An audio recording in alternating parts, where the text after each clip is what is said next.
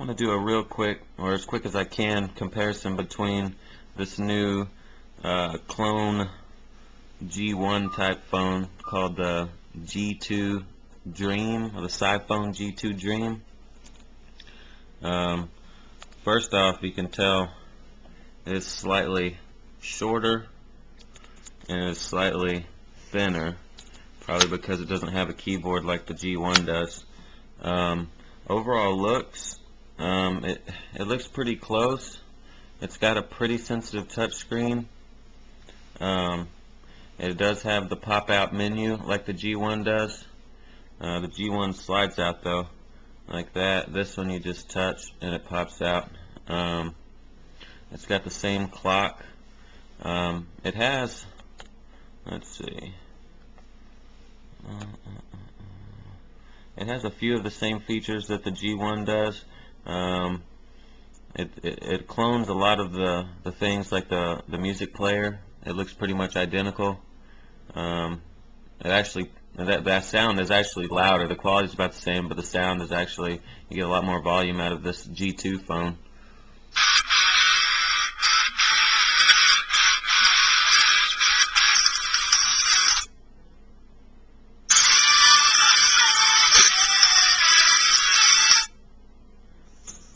It also has the shake feature like some of the clones do.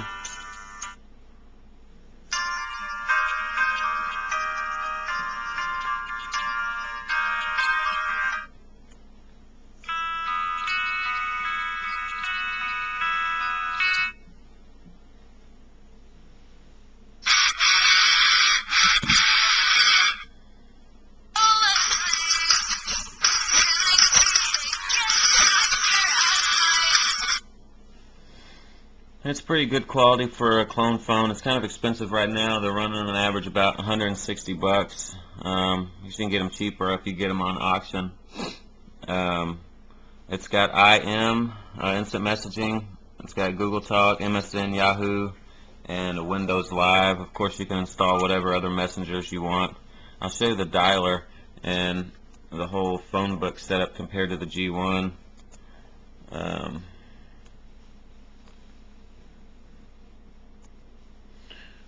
You can see they're pretty close. They both have dialer, call log, and contacts on these tabs. The G1 has a favorites tab as well that keeps track of your most recent, or your most called and most text numbers. This G2 clone, it doesn't have any of that. I'll show you too what the keyboard looks like for your text messaging. It's pretty easy to use. It is kind of small. If you can see it down there at the bottom, I'll show you the difference in size from the G1.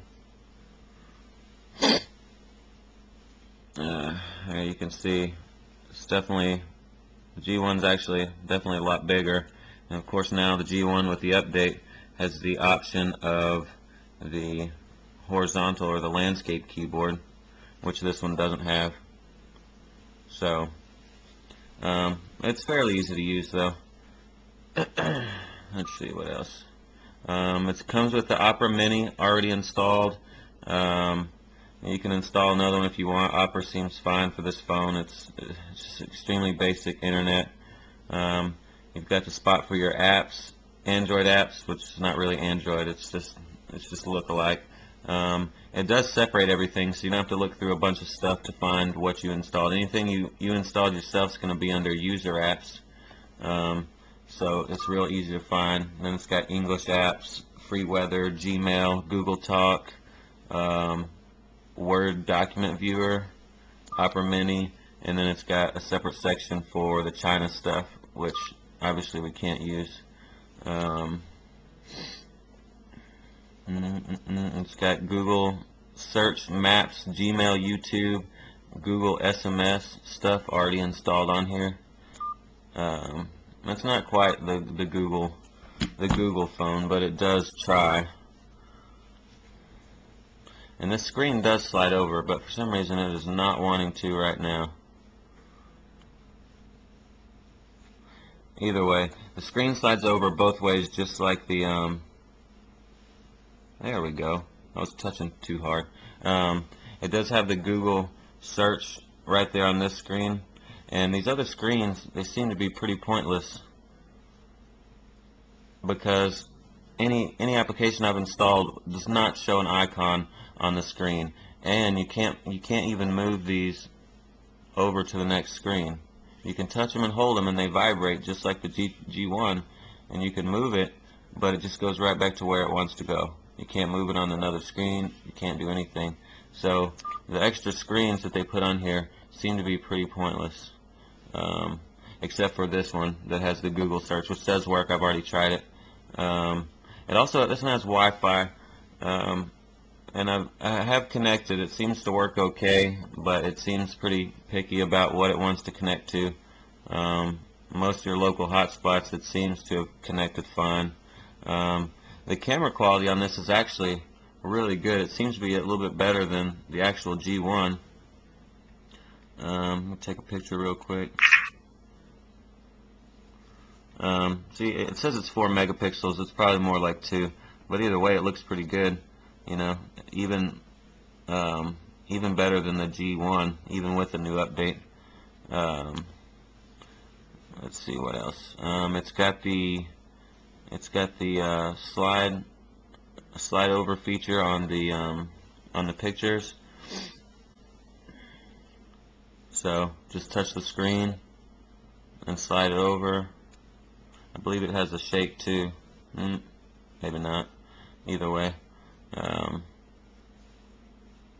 it's pretty sensitive touchscreen, but it looks like all the slide features, like on your menu and your pictures, it wants you to grab it from the very edge with a fairly light touch. You can't just slide it anywhere and have it work every time. So it works if it wants to. But for as far as touchscreens go on these Chinese phones, this one seems to be pretty sensitive. Pretty close to the P168 if you've ever used the P168. More sensitive than the i9s and the i68s. Oh, one more thing. On your text messaging, like on the G1, all your messages are threaded so that each contact has their own separate thread, like a chat basically. This one, it's not like that. It's old school. Each message will show up individually, and there's no threading in the messages there at all. Let's see, that's probably about it. It's got a calendar, which I guess is useful for some people. It's got these same weird settings that some of these have. If you've ever seen background sound, it's got these background sounds that you can turn on. And they include motorcycle, sidewalk, whatever that is, restaurant, pub, whatever that is.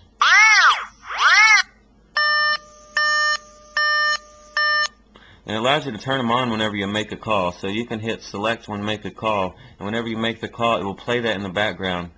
I don't know what the point of this is unless you're trying to lie to the person you talk to and tell them you're somewhere you're not. Either way, it seems sort of neat if you use it, I guess, occasionally. That's really about it on this phone. It's pretty close as far as functionality to other clones. It just looks, I mean, the presentation is a lot better than the other ones, and the touchscreen is a lot better, and the camera is a lot better than the other clone phones. But other than that, it's pretty close, with the addition, although, that it does have Wi-Fi that most of the other ones under $200 or $300 don't have. So this is probably the cheapest clone phone that you can buy that has Wi-Fi. So that makes it pretty decent. Plus, it's really light. It's really slim. The sound quality is good. The touchscreen is definite improvement over the other Chinese phones. And it looks like the G1, which I like. It's what I use. So I kind of like this phone. I'd probably give it a 8 out of 10 for the clone phones, which is better than I usually give. That's about it. Also, it comes with this little charger that looks like the